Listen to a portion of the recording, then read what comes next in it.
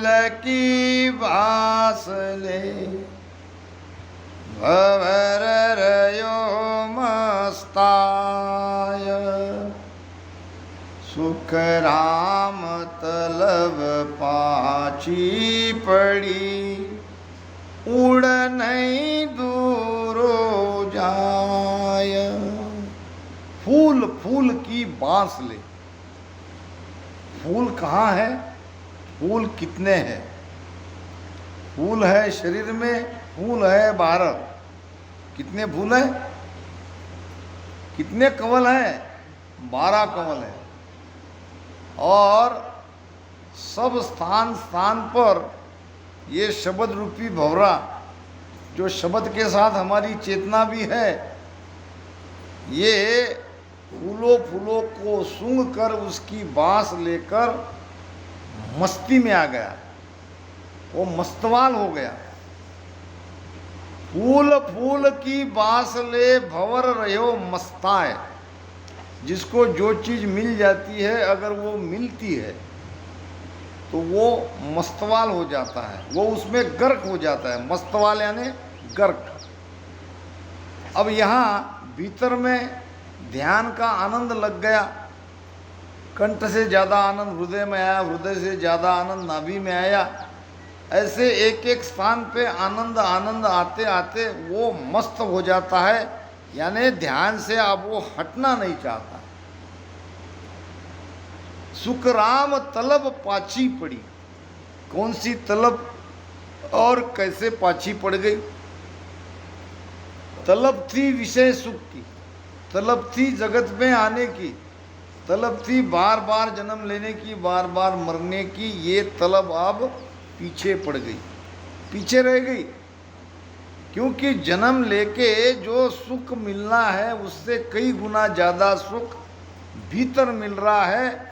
तो अब ये विषय विकारों की जो इच्छा है, जो वासना है, जो तलब है, सारा संसार केवल एक ही सुख के लिए इतने सुख दुख में भटक रहा है, वो है विषय सुख। और बाकी सुख नहीं है बाधा।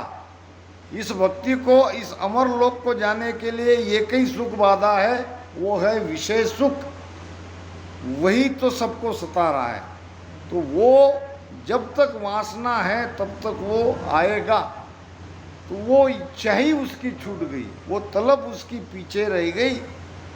सुख राम तलब पाची पड़ी उड़ नहीं दूर हो जाए। अब वहाँ से वो उड़ने को, वापस संसार में आने को वो चाहता ही नहीं है। मुदे बाग में रूख बो, सिरे पोप में फूल। सुख राम भंवर सो रयो रात दिन झूल। मुदे बाग में रूख बो। अब ये मुदे क्या है? ये 84 लाख योनि में सबसे महत्वपूर्ण क्या है? तो ये मनुष्य शरीर। ये परमात्मा की बाग में अनेक प्रकार के शरीर है। इसमें एक वृक्ष ऐसा है जिसको हम कहते हैं मनुष्य शरीर। मुदे बाग में रूख बो, ये मनुष्य शरीर वृक्ष है। और सिरे पोप में फूल। यहाँ सिरे है 10वें द्वार, 10वें द्वार में वो फूल है। 10वें द्वार में कौन सा फूल है? 10वें द्वार के फूल की पाखड़ी कितनी है? 1000। सहस्त्र दल कमल, सुक्मणा नाड़ी का आखिरी छोर, यह है 10वां द्वार।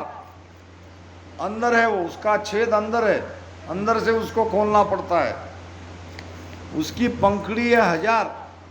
पंखड़ी क्या है? फूल क्या है? फूल तो उस स्थान का नाम महाराज कहा कि 10वां द्वार है वो, उसको 10वां द्वार यानी उसको फूल कहा। पंखड़ी है 1000 यानी 1000 प्रकार की बाधाएं ये 1000 बाधाओं को जब हम पार करेंगे तब अनंत पाक के कमल में जाएंगे, जहां आनंद ही आनंद है। पाक 1000 कवळ जाकुल्या, कळी कळी रस छूटा राम। पाक 1000 कवळ जाकुल्या, कळी कळी रस छूटा, जन सुख राम मिल्या सुन सागर, जन सुख राम मिल्या सुन सागर, हीरा अमोल कबूटा होगी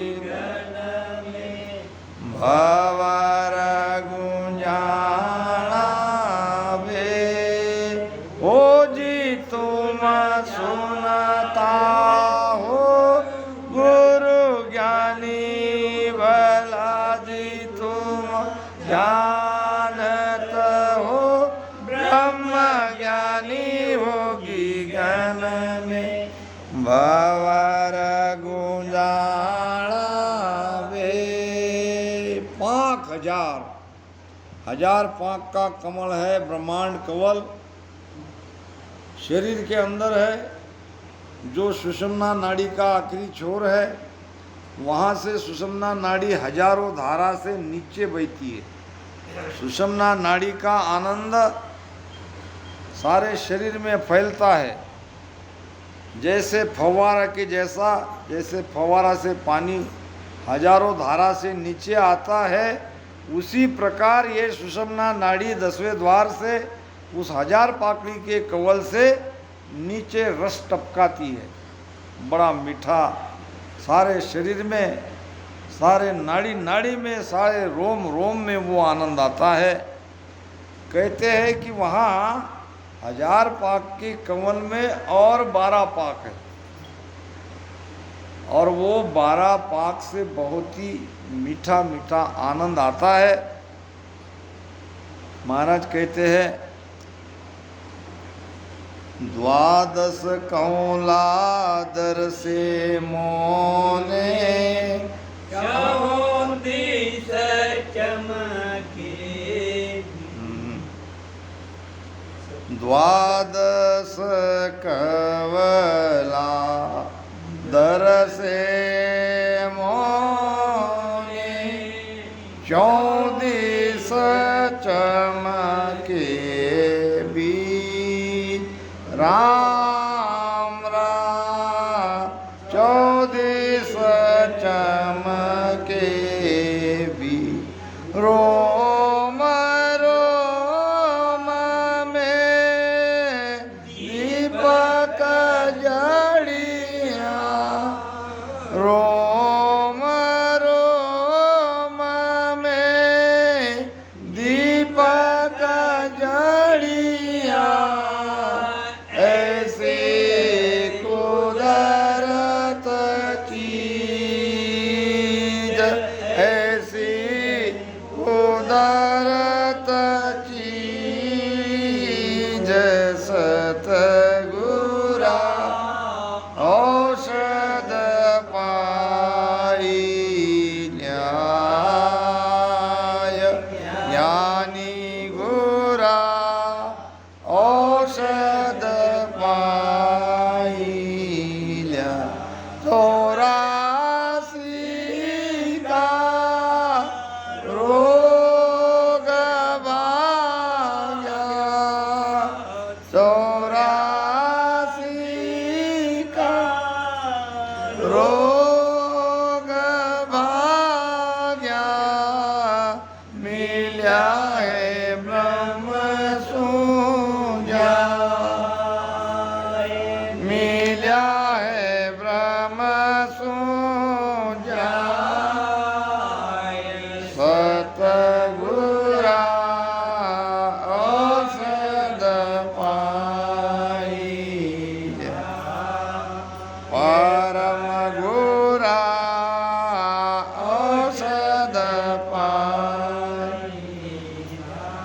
द्वादश कमला दर्शा मोने।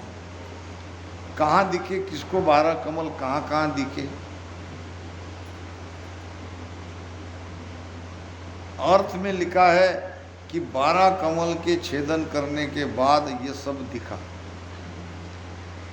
अब जरा सोचो, जब 12 भी कमल छेदन हो गए तो अब देखने देखने की बात ही कहाँ रही? यानी पूर्ण स्थिति हो गई।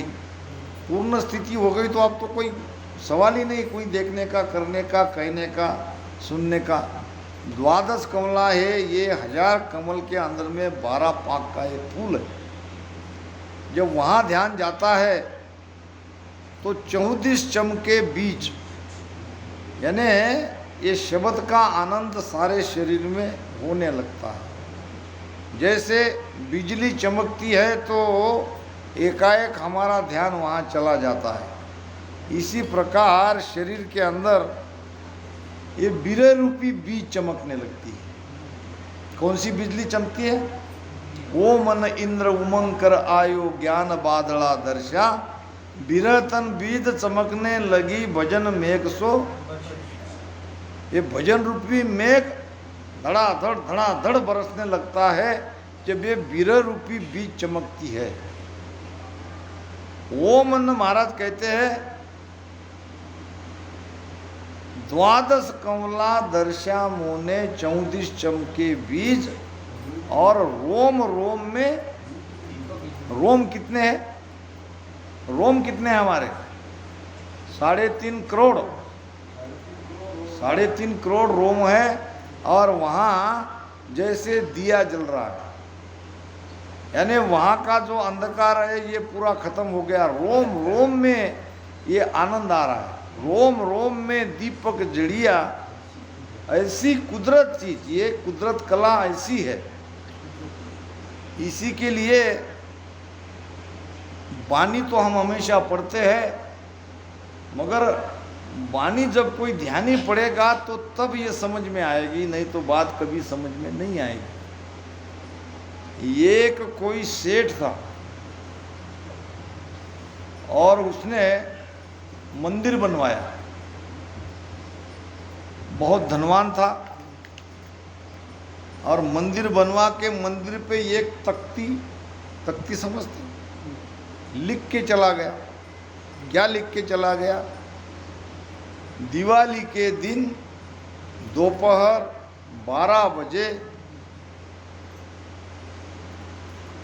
कलश के अंदर 25,000 स्वर्ण मुद्राएं रखी है। क्या लिखा उसने? सेठ को लगा होगा कि आगे मंदिर चलाने में दिक्कत आ जाए, या जो मेरा परिवार है वो आज है वैसा न रहे, गरीब हो जाए, उनकी भी ज़रूरत पूरी हो सकती है और मंदिर चलाने के लिए भी पैसे की, धन की आवश्यकता हो सकती है। इसलिए उसने 25,000 स्वर्ण मुद्राएं, एक मुद्रा कई रुपए की है, उस जमाने में उसने 25,000 स्वर्ण मुद्राएं वहाँ सुरक्षित रख दी। और आगे कोई समझ में उसके आ जाए इसलिए वहाँ पे एक तख्ती लटका दी कि मैंने दिवाली के दिन दोपहर 12 बजे मंदिर के कलश में 25,000 स्वर्ण मुद्राएं रखी थी। अब लोग आते थे मंदिर में, तख्ती बाजते थे, अब रखी होगी क्या? अब मंदिर तो जिसका है उसकी तो वो संपत्ति होगी। अब भगवान की कला ऐसी, जो 4वीं 5वीं 6वीं पीढ़ी थी वो हो गई एकदम गरीब। मंदिर जो के त्यों था, वहाँ लिखावट जो के त्यों थी। अब जब वो दर दर की ठोकरें खाने लगा, गरीब बन गया, तो लोगों ने कहा कि तुम्हारे पूर्वजों ने जिन्होंने मंदिर बनाया है उसने तो लिखा है कि 25,000 स्वर्ण मुद्राएं मंदिर के शिखर में रखी है, तो तुम वो मंदिर तोड़ के ले लो। अब इन्होंने कहा भाई मंदिर को तो बनाते हैं, मंदिर को तो कोई तोड़ते नहीं है, मगर कैसे तोड़े? मजबूरी थी कि कोई पैसा नहीं था। अब परिवार वालों ने विचार किया और मंदिर तोड़ना प्रारंभ कर दिया। मंदिर तोड़ दिया पूरा, वो कलश भी तोड़ दिया, एक पैसा कहीं नहीं मिला। अब कहने लगे तो क्या हमारे पूर्वजों ने झूठ लिखा था? पूरा मंदिर की ईंट ईंट निकाल ली बाहर, कहीं एक रुपया नहीं मिला, एक ढेला नहीं मिला। और कहाँ लिखा है 25,000 सुवर्ण मुद्राएं? तो हमारे पूर्वजों ने झूठ लिखा ऐसा मान के बेचारे और दुखी हो गए, बदनामी ज़्यादा हो गई, मंदिर पूरा टूट गया। अब पैसा एक नहीं मिला और मंदिर तोड़ने का जो पाप है वो भी तो अब तुमको ही भुगतना पड़ेगा। और ज़्यादा परेशान हो गए। एक संत आए और संत ने कहा कि भाई यहाँ एक मंदिर था विशाल, उसको क्या हो गया? तो परिवार वालों ने तोड़ दिया। क्यों तोड़ दिया? तो धन के कारण। अरे मुझे बुला देते, मैं तुमको धन कहाँ रखा है वो मैं बता देता, मंदिर तोड़ने की क्या आवश्यकता थी? अब परिवार वालों को लगा कि ये संत कुछ जानते हैं इसके बारे में, और वाणी भी मंदिर में लखी तख्ती जैसा ही है। यहाँ की बातें, यहाँ का राज आपको एक संत ही बताएगा, क्या छिपा है यहाँ। मैं जब इतने दावे से, इतने गारंटी से कहता हूँ कि 10वें द्वार अंदर है, 10वें द्वार खुलता भी अंदर है और परमात्मा भी अंदर है, मैं तो चैलेंज करता हूँ यूट्यूब के माध्यम से सबसे मुझसे चर्चा करे, जो 10वें द्वार के बाहर बताता है वो। सब संतों को मैं बोलता हूँ ये बात, तो क्योंकि वो समझ ही नहीं रहे हैं। 12 कमलों का छेदन कर लिया, थोड़ा सा ध्यान यहाँ ला, थोड़ा ध्यान यहाँ, थोड़ा ध्यान यहाँ, पहुँच गए। न मन को काबू में आए, न कर्म कोई गले, और पहुँच गए। इसीलिए तो ये समझ में नहीं आ रही बात। तो यहाँ भी कोई जानकारी आपको समझाएगा, विषय ही नहीं लेते, समझने की तो बात दूर है। अपना वही नए रामसनी है, नया ज्ञान देव, पहले ही कह देते मुझे। अरे भाई नए नए कितने दिन रहेंगे? जो ध्यानी है वो समझ लेगा इस बात को, जो ध्यान करता नहीं है वो ना समझे, उसके लिए क्या इलाज है? वो तो कभी नहीं समझेंगे। क्या ये ध्यान समाधि विषय लेना नहीं? फिर एक भी समझदार होगा तो भी काफ़ी है। वक्ता एक ही चाहिए और सारे वक्ते की आवश्यकता नहीं है, समझने वाला चाहिए। तो फिर संत ने कहा तुम्हारे पूर्वजों ने 25,000 सुवर्ण मुद्राएं कहाँ रखी है ये मैं जानता हूँ, महाराज निकाल दो, बड़ी कृपा होगी। हम बहुत गरीब हो गए, निकाल तो सकता हूँ मगर आपको मंदिर बनाना पड़ेगा। मंदिर जैसा पहले था वैसे बनाना पड़ेगा। तो वो कहने लगे हमारे पास तो खाने को रुपए नहीं, शाम को खाने की हमारी बड़ी मुश्किल हो रही है, तो हम पैसा कहाँ से लाए? अब तोड़ने को तो हम तोड़ दिए लालच से, मगर बनवाना हमारे बस में नहीं है। तो संतों ने कहा मैं भी कुछ मदद करता हूँ, आप भी कुछ मदद करो, और हमको जैसा मंदिर था वैसे मंदिर को खड़ा करना है। अब संत ने भी अपने कुछ भक्तों को कहा कि भाई चलो ये मंदिर बनवाने में सहायता करो। धीरे धीरे धीरे 4-6 महीने में वो मंदिर जैसा पहले था वैसा बन गया। अब कहने लगे महाराज बताओ वो सुवर्ण मुद्राएं कहाँ है? संत कहने लगे दिवाली आने दो, और वो चले गए। अब लोगों ने कहा काय की दिवाली, काय का धन, उनको मंदिर बनवाना था, मंदिर बनवा के चले गए। संतों का तो काम ही रहता है मंदिर बनवाना। अब बच्चा खुचा पैसा तुम्हारा इस बनाने में चला गया, अब तुमको एक धेला नहीं मिलेगा। संत चले गए अपना काम करके, मगर संत आए दिवाली के पहले दिन, वहाँ उनके घर पे आए। महाराज दिवाली आ गई, बताओ धन कहाँ है? अभी दिवाली कल आने वाली है, मैं कल आपको धन कहाँ है ये बताऊंगा, आज नहीं। और तुमको विश्वास न हो इसलिए मैं आज ही आ गया, अब चिंता मत करो।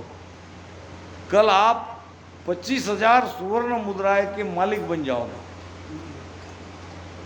सुबह जल्दी जल्दी सोए, सुबह दिन निकल गया, महाराज बताओ कहाँ है। अधीर हो जाता है मन। जब कोई चीज़ अप्राप्त धन एकाएक जब मिलता है तो वो कब मिले इसके लिए अधीर हो जाते हैं। इसलिए वो परिवार भी सारा अधीर हो गया, कहने लगा महाराज बताओ धन। अभी नहीं, 12 बजे, दोपहर आने दो। दोपहर 12 बजे मैं आपको धन कहाँ है वो आपको बताऊंगा, आपके निकाल के बताऊंगा।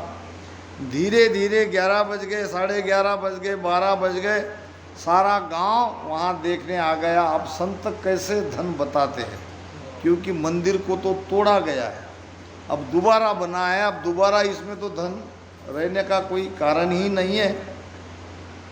तो तख्ती को पढ़ा गया सबके सामने। दिवाली के दिन दोपहर 12 बजे 25,000 सुवर्ण मुद्राएं मंदिर के कलश में दबाई है, वहाँ पे सुरक्षित रखी है। अब धूप की छाया कलश पर पड़ने लगी और कलश की छाया जमीन पर पड़ने लगी। अब जहाँ जमीन पे छाया पड़ी वहाँ कहा कि लाओ कुदली लाओ, पावड़ा लाओ और खोदो। उदल पावड़ा टोकरी लाके लोगों ने खोदा जमीन के नीचे, तो वहाँ 25,000 सुवर्ण मुद्राएं निकली। तो बात वाणी में सत्य है, मगर हम वाणी का अर्थ समझते नहीं है। ध्यान से ही इसका अर्थ निकाला जा सकता है। अगर अर्थ करने वाले का ध्यान वहाँ नहीं हुआ तो वो सारी चीज़ें गलत हो जाएगी। इसीलिए इसको कहते हैं सत्ताधारी, यानी अपने सत्ता से, अपने पराक्रम से, अपने ध्यान के अनुभव से संतों की वाणी को खोलो, नहीं तो ये लिखा हुआ ही रह जाएगा।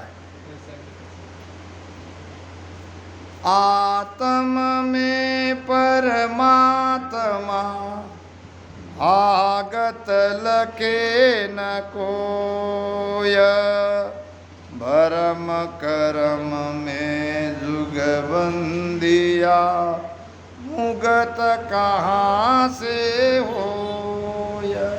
अब ये तो तख्ती महाराज ने हमको लिख के दे दी। परमात्मा कहाँ है? आत्मा में है। आत्मा कहाँ है? शरीर में है। फिर जब आत्मा ही परमात्मा है तो आत्मा को खोजो। हम शरीर के बाहर खोज रहे हैं। आत्म में परमात्मा आगत लके न कोय।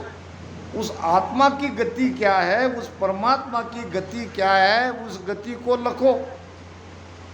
वो अनंत कोटि सूर्य का प्रकाश भीतर ही पड़ता है, उसको लखो और उसके बारे में कहो। अब तुम सूरत ऊपर ले जाने को कह रहे, जबकि महाराज कहते कि वहाँ लग सूरत न जाए। वहाँ लग सूरत जाती नहीं यार, तुम सुरती को ले जा रहे हो। यही हो रहा है। तख्ती में जो लिखा है वो समझ में नहीं आ रहा है। हम सब मंदिर तोड़ रहे हैं। क्या कर रहे हैं हम? मंदिर तोड़ रहे हैं, अपना अपना मत चला रहे हैं। इसके लिए बहुत लोग कहते हैं शास्त्रों में कुछ नहीं है, ज्ञानी बन के क्या करना है, ध्यान ही करना है। ज्ञानी बन के क्या करना है? ज्ञानी में तो वो पर्ची लिखी है, वाणी में वो भेद है। वो भेद नहीं मिलेगा तो आपका ध्यान भी तो ऐसे ही ध्यान चला जाएगा। आपका ध्यान अगर भेद से करना चाहते हो तो वाणी को प्रमाण लेके आपको करना पड़ेगा। वाणी ही कहेगी कि आप सही रास्ते पे हो कि नहीं हो, क्योंकि यहाँ सब बातें प्रमाणित है, लिखी हुई है। मुदे बाग में रूख बो, सिरे पोप में फूल। यानी सिरे यहाँ पे 10वें द्वार में वो 1000 पाकड़ी का कमल है, फूल है। सुखराम भंवर सो रयो रात दिन झूल। अब यहाँ रात दिन ध्यान लगा रहा है ये भंवरा, ये चेतन रूपी भंवरा, ये रात दिन वहाँ पे 10वें द्वार में भड़क रहा है, लगा रहा है, वहाँ का आनंद ले रहा है। ओपन छोड़े पलक जूं रयोरी जमुण धाम, सुख राम दास इन फूल में चंचल चेतन काम। 10वें द्वार की बात हो रही है। पोपन छोड़े पलक जू, अब इस फूल को ये चेतन रूपी भंवरा एक पलक नहीं छोड़ना चाहता। रयो रीज उण धाम, वो रीझ गया यानी राजी हो गया, वो वहीं लगा रहना चाहता है। सुख राम दास इन फूल में चंचल चेतन काम, मगर वहाँ वो सत्स्वरूप आनंद पद की स्थिति अभी नहीं हुई है। वहाँ चंचलता है, वहाँ चेतनता है, वहाँ कामना है, इच्छा वहाँ से ही आई है। तो 10वें द्वार से ही आने की रीत है, वहाँ तक जाने पर भी दोबारा हमको वापस आना पड़ेगा। पार ब्रह्म जहाँ आनंद है, उपज खपे नहीं कोई, उसके परे आनंद लोक में जाना पड़ेगा, आनंद पद में जाना पड़ेगा। चेतन और कामना और चंचलता जहाँ है, वहाँ से वापस आना पड़ेगा। दोय पाक के बीच में इमरत चुए सुहास, सोरस ले सुख राम के भंवर तजे जुग आस। ये त्रिकुटी का कमल है, दो पाकली का। दो पाकली कौन सी है? एक है निराकार, एक है आकार, साकार और निराकार। नीचे 3 लोक है, 14 भवन है, और वहाँ 3 ब्रह्म के 13 लोक है। ये निराकार सृष्टि है। अब साकार सृष्टि से लांग कर हम निराकार सृष्टि में आ गए, तो वहाँ त्रिकुटी में 2 पाकड़ी का कमल है। दरिया देखे दो पार, त्रिकुटी मद मंजार, निराकार एक दिशा, एक दिशा आकार, एक दिशा आकार। दरिया साहब ने इस 2 पाकड़ी का कमल का निर्णय किया है। दरिया देखे दोय पक, त्रिकुटी मद विकार मंजार, त्रिकुटी मद मंजार, निराकार एके दिशा आकार। त्रिकुटी का स्थान दोनों आके दोनों भवे के बीच में अंदर की तरफ, और त्रिकुटी लांघते ही हम निराकार में प्रवेश हो जाते हैं। जब तक त्रिकुटी में है तब तक नीचे जाने का भय बना रहता है। इसलिए त्रिकुटी को पार करो, और त्रिकुटी पार होने के बाद फिर आप कभी नीचे नहीं आओगे। महाराज यहाँ फरमाते हैं, दोय पाक के बीच में इमरत चवे सुवास, यानी वहाँ का आनंद इमरत के समान आ रहा है।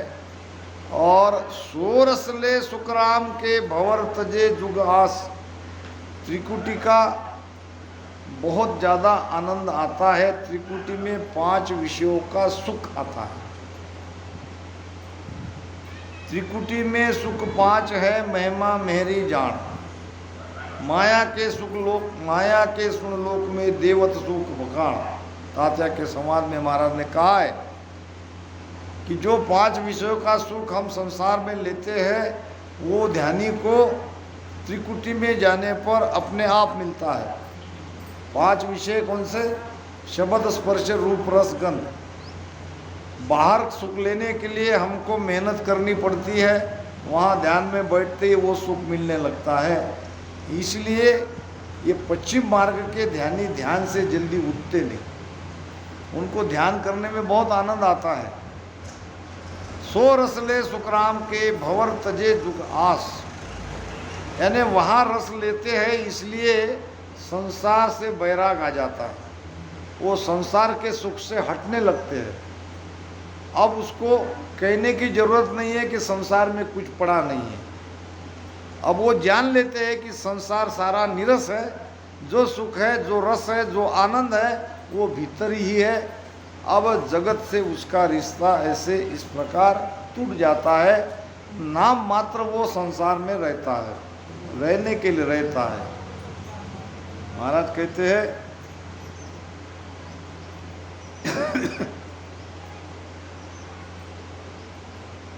जुग को संग सकल दुखदायक जासन सुख मत मानो, और सुखदायक सत्संगत जुग में सदगुरु शरण पिछाणो। अब सुख कैसा है, आनंद कैसा है, ये सदगुरु के शरण में जाके पहचानो। अब जगत के संग जगत का सुख, वो सुख झूठा है, वो दुखदायक है। वो सुख थोड़ा सा मिलता भी होगा तो वो दुख मिश्रित है। उस सुख को सुख मत मानो, सच्चा सुख तुम्हारे भीतर है, सारा खजाने तुम्हारा भीतर है। मगर जब सदगुरु के शरण में नहीं जाओगे तब तक ये खजाना हाथ नहीं आएगा। सदगुरु के पास मास्टर चाबी है खजाने की, और वो ये सारा खजाना आपके सामने खोल के रख देगा। खुलिया भंडार द्रव्य वो निसर्यो, तोटो पड़ियन पावे मेरे राम, तोटो पड़ियन पावे। के शोक राम लगी बटाली, के शोक राम लगी रोम रोम जस गावे, सादा मारे आनंद भयो घर माई, संतो मारे आनंद भयो घर माई। निपजी साख नामन आयो, निपजी साख नामन आयो। सासोरायो न कोई, सादा मारे आनंद भयो घर माई, संतो मारे आनंद भयो घर माई। आनंद कहाँ हुआ? आनंद हुआ घर में। घर किसको कहते हैं? घर कहते हैं घट को, शरीर को। बाहर आनंद नहीं है, घट में ही आनंद हुआ महाराज को। घट में आनंद बताने वाले सदगुरु की आवश्यकता है। जब तक ये सुषुम्ना नहीं खुलेगी आपको आनंद नहीं आएगा। सुकमण कलश अमी भर लाई, वो अमृत का कलश है सुकमणा के पास। झिगमिगी मंदिर में, यही शरीर रूपी मंदिर में वो ज्योत झिगमिगाती है। बंद चालू प्रकाश दिखता है चला जाता है, दिखता है चला जाता है। मुरली बेन बजे सुरनाई, ये 10 प्रकार की अनंत की ध्वनि सुनाई देती है। और ये है ज्ञान। अब यहाँ थोड़ी थोड़ी देर ध्यान टिका के ऊपर सुरती हम ले जाते हैं और पहुँच गए आनंद पद में। ये वास्तविकता नहीं है। तो इन्हीं शब्दों के साथ वाणी